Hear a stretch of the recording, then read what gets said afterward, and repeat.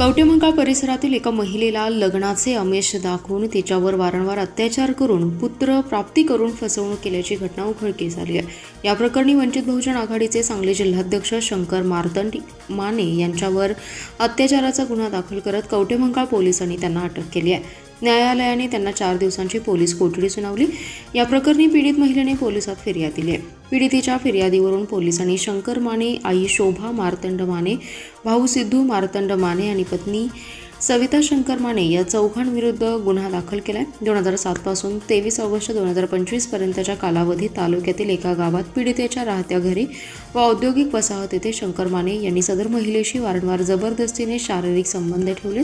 सदर महिला गर्भवती राहिली, तिला पुत्र प्राप्ती झाली आहे असं पीडित महिलेने फिर्यादीत नमूद केले।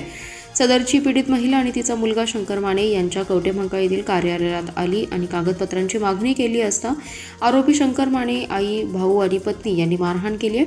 त्यामुळे महिलेने नैराश्यातून झोपेच्या गोळ्या घेतल्या होत्या। सदर पीडित महिलेने फिर्यादीत म्हटलंय, घटनेचं गांभीर्य लक्षात घेऊन पोलीस निरीक्षक ज्योतिराव पाटील यांच्या मार्गदर्शनाखाली पोलीस उपनिरीक्षक रवींद्र भापकर पोलिसांनी कवटेमंकाळ येथील महाकाली साखर कारखान्याच्या परिसरात आरोपी शंकर माने यास सकाळी तातडीने अटक केली। न्यायालयात हजर केले असता शंकर माने यास न्यायालयाने 4 दिवसांची पोलीस कोठडी सुनावली आहे।